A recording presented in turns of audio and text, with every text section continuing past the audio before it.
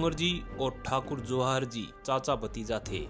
डूंगरजी पाटौद के ठाकुर उदय सिंह व जवाहर जी बठोट के ठाकुर दलेल सिंह के पुत्र थे। पाटौद व बठोट नामक स्थान सीकर जिले में स्थित है। इन दोनों को राजस्थान के क्रांतिकारियों के साथ साथ लोक देवताओं के रूप में भी पूजा जाता है। इन दोनों को राजस्थान का रॉबिन हुड भी कहा जाता है, क्योंकि ये अमीरों को लूटकर गरीबों में बांट देते थे। इनके शौर्य से अंग्रेज व गरीब जनता का खून चूसने वाले जमींदार व ठाकुर थर थर कांपते थे। जोधपुर किले की बहियों में भी डूंगरजी और जवाहर जी की गाथाओं का वर्णन मिलता है। शुरुआत में ठाकुर डूंगर सिंह शेखावाटी ब्रिगेड में रिसालदार थे।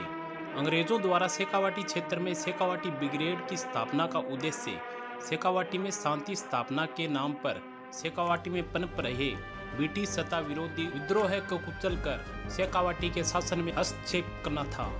सन 1834 में सीकर के राव राजा राम प्रताप सिंह व उसके भाई भैरव सिंह के बीच में अनबन चल रही थी।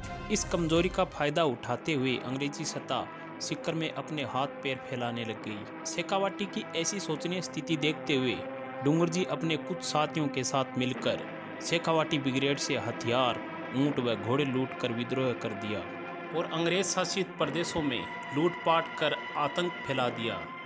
इनके साथ कुछ विद्रोही और मिल जाने से अंग्रेज सत्ता आतंकित होकर इन्हें पकड़ने के लिए उत्तेजित हो उठी।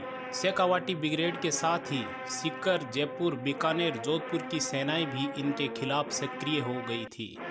सन 1838 में जदवासा गांव के भैरव सिंह गौड़, जो इनके निकट संबंधी था, उसको अंग्रेजों ने आतंक व लोभ दिखाकर डूंगर सिंह जी को धोखे से पकड़वा दिया।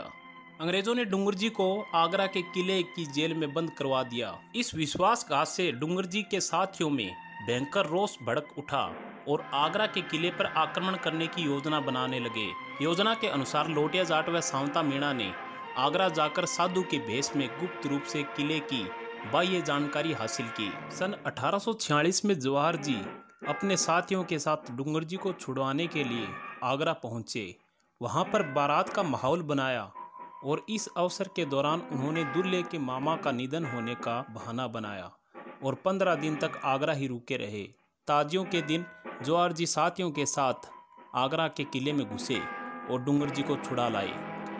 इस महान साहसिक कार्य से अंग्रेजी सत्ता स्तब्ध रह गई, बौखला गई और इन वीरों को पकड़ने हेतु राजस्थान के राजाओं को सख्त आदेश भेज दिए।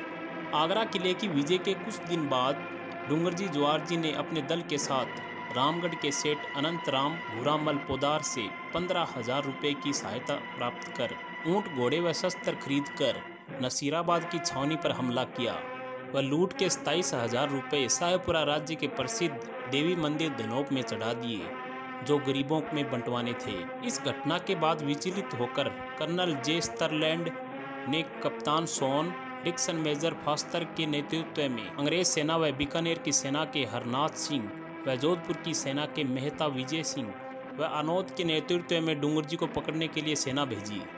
इधर डूंगर जी जवाहर जी अंग्रेजों से लोहा लेने के लिए अंग्रेजी सेना के सामने आ डटे। दोनों सेनाओं के बीच में घमासान युद्ध हुआ।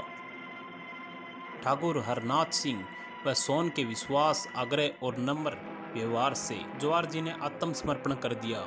बाद में बीकानेर के राजा रतन सिंह जी जवाहर जी को अंग्रेजों से छुड़वाकर सैसमान बीकानेर ले गए। डूंगर जी अंग्रेजी सेना के घेरे से निकलकर जैसलमेर की तरफ चले गए, लेकिन शासकीय सेनाओं ने उनका पीछा किया और एक मेड़ी के पास डूंगर जी को घेर लिया और दिन भर की लड़ाई के बाद डूंगर जी ने आत्मसमर्पण कर दिया। डूंगर जी को जोधपुर के किले में ताजमी सरदारों की भांति नजर कैद की सजा मिली और उसी अवस्था में इनकी मृत्यु हो गई। मातृभूमि के लिए लड़ने वाले ऐसे वीरों को युगों युगों तक याद किया जाएगा।